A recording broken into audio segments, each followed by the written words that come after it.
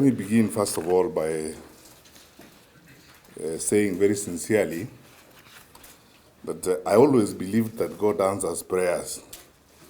But my presence here this morning and listening to you, Madam Chief Justice, confirms that indeed God does answer prayers, because I always prayed that I would live to see a day when I would hear the leadership of the judiciary speak the way you have spoken this morning.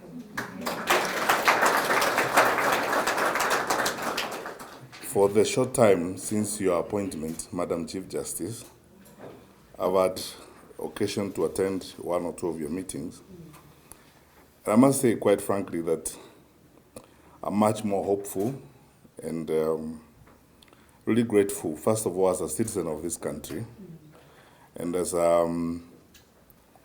an active member of the executive branch of government, that what we have all been longing for, namely a collaborative and constructive engagement framework of working within government, has finally arrived. The Ministry of Interior and Coordination of National Government plays a critical role in the country's justice system. A number of our institutions, starting with the Correctional Services, the National Police Service, which includes the Directorate of Criminal Investigations, works very closely with you. That's why my colleagues, the Inspector General of Police is here, the DCI, and Madam Omondi representing the CGP. Secondly, Madam Chief Justice, I wear a second hat, namely, I chair the National Development Implementation Coordination Committee of Government, where we have had several frustrations before in terms of what the executive branch would like to achieve, and then there are certain challenges in the courts of law. But I would like to spend time on the more hopeful things and say this morning, Madam Chief Justice, how prepared and ready we are to support you and support the entire judiciary to move to the next level. I frankly believe, and I think I like to be as honest as always, that there are many things that the judiciary ought to have done, or there are many things that we should have supported the judiciary to do up to this moment, but many of them have been affected because we didn't have a framework of collaborative and constructive engagement. Constructive cooperation and constructive engagement is not compromise. We equally serve one people and one country, and that's why I'm really gratified to hear what you have just said, Madam Chief Justice. There are no people, there are no Kenyans who belong to the judiciary, or Kenyans who belong to the executive branch, or Kenyans who belong to the legislative arm of government. We serve the same people. And it behooves us all, when we make decisions, first of all, to share resources and support the judiciary to achieve certain things. I pointed out to you, and I'm prepared now to say publicly here to you, Madam Chief Justice, that I would like to work with the Chief Registrar of the Judiciary to see how we can rationalize some of the properties that we have in the executive branch to benefit the judiciary.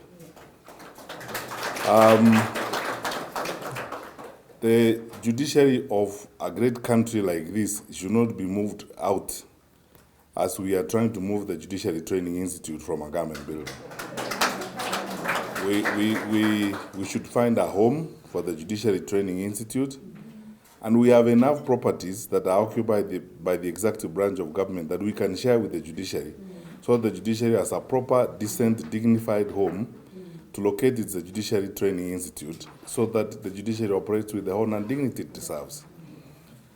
It's embarrassing that we're evicting the Judiciary Training Institute from a building, and as though they are not part of government.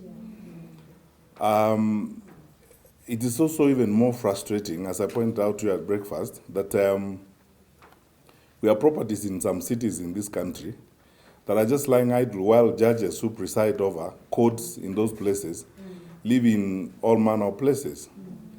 I would like to propose to you, Madam Chief Justice, that from this day forward, let's work together. We will also be happy as the executive branch of government to have the judge who presides in Kisumu living in a good government house. Those houses don't belong. Those houses don't belong to the executive branch. They have been bought, and resources have been spent by the people of Kenya. And there is no good reason, or there is no earthly reason, as President Kibaki would say, why we should not share those resources with the judiciary. My brother Nuruddin Haji, our DPP, indeed, I agree with you, has done very well in the last 3 years, developing the Prosecutors Training Institute and the facility that he has done and expanded, partly out of that constructive engagement. I repeat, constructive engagement and interaction is not compromise. We do not intend, and on this particular one, I can authoritatively and confidently speak on behalf of the executive branch, although I'm not the spokesman of the executive branch, it's His Excellency the President, that there is no intention on the part of the executive branch to encroach on the independence of the judiciary. But we must be reasonable people and work and support the judiciary as we intend to do. So I am, first of all, confirming our readiness, Madam Chief Justice, to work with you. And I want to challenge your staff, especially your technical staff. Let's get together and get stuff done for the good of our country. There are many opportunities lying out there. Now is the time to make use of those opportunities to develop and enhance the capacity of the judiciary, because the delivery of justice will not just happen on its own, it's got to be also supported. So I will be working with my colleagues, especially on this particular issue, to ensure, Madam Chief Justice, that we support your quest to expand the infrastructural capacity of the judiciary. Secondly, we have discussed the issue of security because it's critical to my department. And we have agreed, Madam Chief Justice, that effective now, in fact, we already started this work because you demanded we do it 2 weeks ago. My colleague, the Inspector General, is here. I can announce that we have now started the work of restructuring the security services to the judiciary, so that we will give the judiciary an unprecedented attention in terms of the security backup we will give you. We would like the judges and magistrates and all judicial officers to feel safe, to feel secure, and to feel well protected by the people of Kenya through those that the tax payers pay, who are ourselves. I suggest, Madam Chief Justice, that there are so many things that are pending here. In terms of traffic, we're also interested in the instant fines. We have been working on the instant fines method for quite a while. I'll be very happy if we progress this further. We've worked very well. I've seen 1 or 2 judges who have been working with us before on matters related to prison and probation, who would like to continue to do this and ensure that we are useful and worthwhile partners in the provision of justice to our country. As I congratulate you, I want to very sincerely speak, as I said, on behalf of the executive branch, to say how grateful we are that we're now hearing phrases we have been longing to hear from the judiciary, that we are serving one people, that constructive cooperation is not compromise, that engagement one with another, it does not mean encroachment of the independence of the judiciary, that we are here to support your work and ensure that Kenyans are best served. And we know where the lines are drawn by the Constitution. We will not walk beyond those lines, I promise you. Finally, in 2019, when the President issued the Executive Order number 1 that created the National Development Implementation Coordination Committee, a subcommittee of cabinet that I led with the membership, including the Honorable the Attorney General, met with the then Chief Justice. And I pointed out that we had national government projects totaling to the amount of about 186 billion stalled in all manner of court proceedings. The mentions that you talked about, the many, orders that stop procurement in government, and so on and so forth. on this particular subject, I could speak until the cows come home, because this is where we have completely hurt ourselves in terms of development. Things never move. Procurement in the public service has become a hideout for cartels. And when they want to manipulate the process of procurement, it's very simple. They go and fetch a court order and then nothing moves.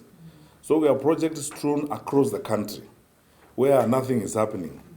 I said then, and I would like to say again, Madam Chief Justice, that we will never be dumb enough to ask the judiciary to give us a ruling in our favor. All we are just asking is that a decision be made.